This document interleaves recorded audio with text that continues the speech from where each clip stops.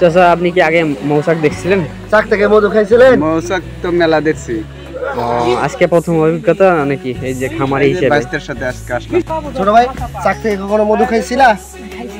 মানে সরাসরি চাক বক্সে থেকে আসে এরকম দেখছিলা কখনো? ঠিক আছে, আজকে দেখতে পারবেন।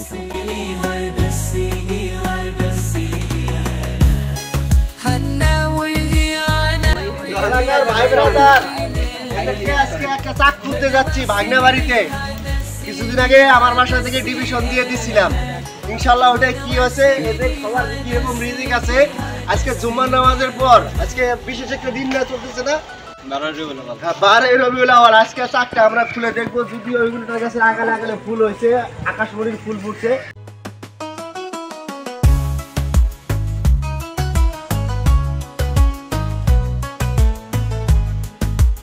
ভাই কি সরাসরি আগে দেখছিলেন এরকম চাক? হ্যাঁ, অনেক। আপনি কি আলামিন ভাইয়ের কাছ থেকে মধু রেগুলার নেন না হচ্ছে মধু মাঝে মাঝে খান? কয়েকদিন পর পরই নেই। আচ্ছা আলামিন ভাই, অরিজিনাল মধু আমরা চিনবো আসলে কিভাবে? আমরা কি দেখে চিনতে পারবো? বিভিন্ন ইউটিউবাররা বলতেছে যে হলো পানির মধ্যে দিয়ে আসলে মধু এখন এই বাক্সে আজকে যেরকম টেস্ট, এক সপ্তাহ পর আবার টেস্ট অন্যরকম হয়ে যাবে, আবার পরিপূরক না হলে পাতলা হয়ে যাবে, আবার আগুন ধরে। এইসব সমস্ত এগুলো সব বোকাবাজি। কিন্তু অরিজিনাল মধু যদি কারো টেস্ট করতে হয়, লেবে ছাড়া অরিজিনাল কেউ দিতে পারবে না। এগুলো হলো বোকাবাজি। কিন্তু অরিজিনাল মধু যারা সরাসরি উৎপাদন করে, যারা মধু সরাসরি উৎপাদন করে, তারা ইনশাল্লাহ সবাই ভেজাল করে। ধোয়া দিতেছে, এটা ফির কিসের জন্য? আসলে ধোয়া পেলে এদের যে নেটওয়ার্কটা আছে, যখন ধোয়া পাইলে এদের নেটওয়ার্কটা ধ্বংস হয়ে যায়। তখন ওরা আর নির্দেশ করতে পারে না, রানী মৌমাছি বা যে কোনো মৌমাছি সহজে নির্দেশনা করতে পারে না। তার কারণে মাছিগুলো আর সহজে কামড়ায় না। যদিও হেলমেট আছে, পরি নাই, কিন্তু অনেক সময় পরা লাগে। তো এখন মাছিতে চাকে মধু আছে পর্যাপ্ত, যদি মধু না থাকতো এতক্ষণ আমাদের সবাইকে কামড়াবে। আর এই যেগুলো আছে এগুলো হলো সিআইডি, অলরেডি সিআইডি, এদের শুধু কামড়ানোর ক্ষমতা আছে। আমাদের এদের একটা হুল বসানো এদের ক্ষমতা আছে। সর্বপ্রথম আমরা ধোয়াটা দিয়ে এদেরকে এই করে দিব। ওরা হলো প্রহরীগুলো অলরেডি ধুমার গন্ধ পেয়ে অলরেডি মাশাআল্লাহ পর্যাপ্ত মাছি হয়েছে। কিছুদিনের মধ্যে যত মাছি হবে এটা আমি বুঝতে পারি নাই, কিন্তু পোলেন পাচ্ছে প্রচুর। শব্দ শোনা যাইতেছে একটা। হ্যাঁ, এদেরকে মানে এদের নেটওয়ার্কটা নষ্ট করে দিচ্ছে। মানে এটা রিস্ক আছে না? কামড় নড়াচড়া করা যাবে না। আচ্ছা, এই একটাতে কত খরচ হয়েছে? এটা তো আমরা জংলা মাছি, এটাতে অতটা। ও জংলা, কামড় দেওয়ার সম্ভাবনা আছে না? না, আমি সবগুলা মাতাল করার চেষ্টা করতেছি। আমার তো ভয় লাগতেছে ভাই।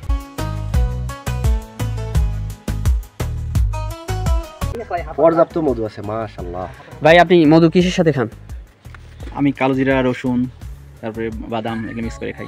মানে রেগুলারই খান আপনি? রেগুলার খাই। মাশাআল্লাহ, আপনার চেহারা দেখে বোঝা যায় যে আপনি মধু রেগুলার খান। মধুটা আসলে অনেক উপকারী। মধু সম্পর্কে আমাদের কোরআনে একটা আয়াতেই আছে, যেটা সর্বরোগের শিফা। মৃত্যুবিজিত সকল রোগের ওষুধ মধু আর কালো জিরা এবং মধু। মানে অরিজিনাল মধু আপনি এখান থেকে? হ্যাঁ, এই তো কোনো ভেজালের কোনো অবসর দিইনি আমি। মধুগুলো কেমন লাগে? আমি অবশ্য কোনো খাই নাই, যেটা খাই নাই সেটা বলতে পারবো না, কিন্তু জানি যে এর কাছে অরিজিনাল মধু আছে। আমি দেখতেওছি মধু আছে। আগে তো অরিজিনাল মধু খাইছি, এই ছেলে পারতো আগে দেখতাম গাছে গাছে মধু পারতো। হ্যাঁ, এখন একটা অমায়িক একটা দৃশ্য বের হবে মাশাআল্লাহ।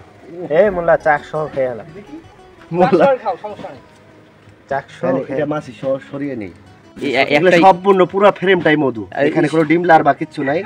আমি যে আরেকটা মধুর চাক দেখতে গেছিলাম ওই যে খামারে, ওই খামারে তো অনেক দেখছিলাম যে বক্স। এইখানে কয়টা বক্স? একটা। এখানে এটা হলো এসিপসেরেনা, ওটা হলো মেলোফেরা।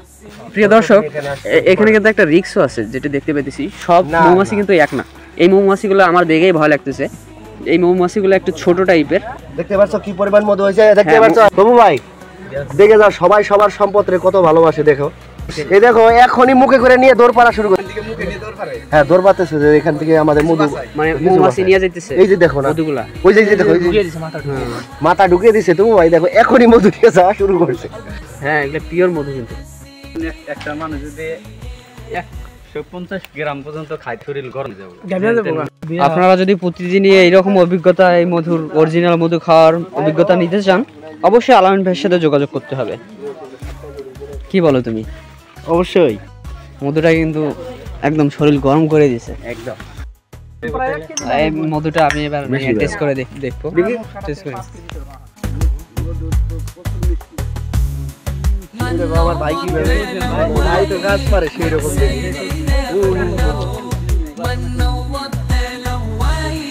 ভাই একটা অথেন্টিক ভাই একটা খন্ড তোমাকে ক্যামেরাম্যানকে আমি খাওয়াইলাম আমার ছোট ভাই দেখি নাও নাও খাও এটা পরিপূরক হয় কখন এই যে এটা যে সিল করছে না এটার মধুর এক টেস্ট এই যে সিল করে ফেলাইছে মানে এটা কিন্তু এখনো সিল করে নাই তার মানে এটার মধ্যে ওদের যে আরো কিছু যে জৈবিক এটা সিল এটারে কয় পরিপূরক গ্রেডের মধ্যে এটা এ গ্রেড হবে আর এগুলা কিন্তু সি গ্রেডে গেছে এগুলা এখনো পরিপক্ক করে নাই কিন্তু তারপরেও মধু টেস্ট হবে এক চামিচ মধু তৈরি করতে একটা শ্রমিক মাসি সারা জীবন চলে যায় 40 দিনে ও এক চামিচ মধু তৈরি করতে পারে তাহলে একটা বক্স থেকে সর্বমোট কত কেজি মধু বছরে মানে ফুলের উপরে ডিপেন্ড করে এলাকার পরিবেশ তারপরে হলো ভৌগোলিক অবস্থান এগুলা পরিবেশ করে এখানে অনেক দেখা যাচ্ছে বড়ই ফুল আছে ডালিম ফুল আছে এই যে হ্যাঁ জায়গাটা অনেক পারফেক্ট জলপাইয়ের ফুল আছে এই সাথে সাথে ইউক্লিপটাস গাছের আগালে ফুল আছে এইসবের কারণে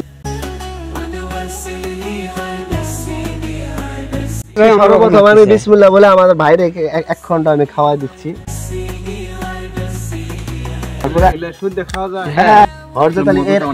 এর আগে তুমি খাইছিলা এইভাবে ঠিক আছে কেমন লাগে দেখো পুরোটা নাও হাতে নাও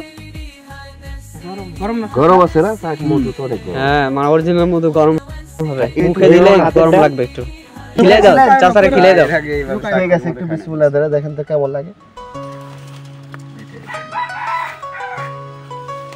এই মধুগুলা যদি আপনারা মিস করেন খাওয়া আমি মনে করি যে আপনাদের জীবনের 10% বৃথা আপনারা যদি এই মধুগুলা না খান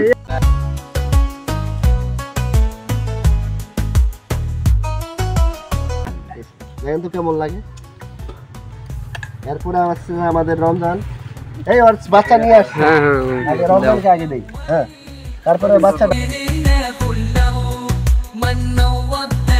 কেমন লাগছে মধু কেমন লাগে আব্বু কেমন লাগে বাকি আছে ও কইতে পারবেন না রিভিউ দিতে পারবেন পিওর মধু খেলে ইমিউন সিস্টেমটা ভালো থাকে একদম ভালো ভাই কোন সিজনে মধুটা বেশি উৎপাদন হয় যে এলাকায় ফুলের উপরে প্রাকৃতিকের উপরে বরিশার দিনে এই বাক্সটা এরকম ডাবল করে দেওয়া হবে একটা পার্ট খালি ডিমলার বা থাকবে আরেকটা পার্ট আর দুইটা পার্ট মধু থাকবে কিন্তু একটা কথা বলি এটা কি বাইরে যায় সুগা মরে যাবে বোতলে যে মধুটা খাই ওই মধুর মধ্যে এটার মধ্যে একটু পার্থক্য মনে হয় হ্যাঁ ভাই এটা গরম লাগতেছে গরম মানে চাক থেকে নিয়ে খাওয়া তো যার কারণে হচ্ছে এটার মানে স্বাদটা একটু বেশি না এটা এখনো গরম আছে একদম ভাই ভাষায় প্রকাশ করা যায় না বলতে গেলে অথেন্টিক একটা ফ্লেভার এটা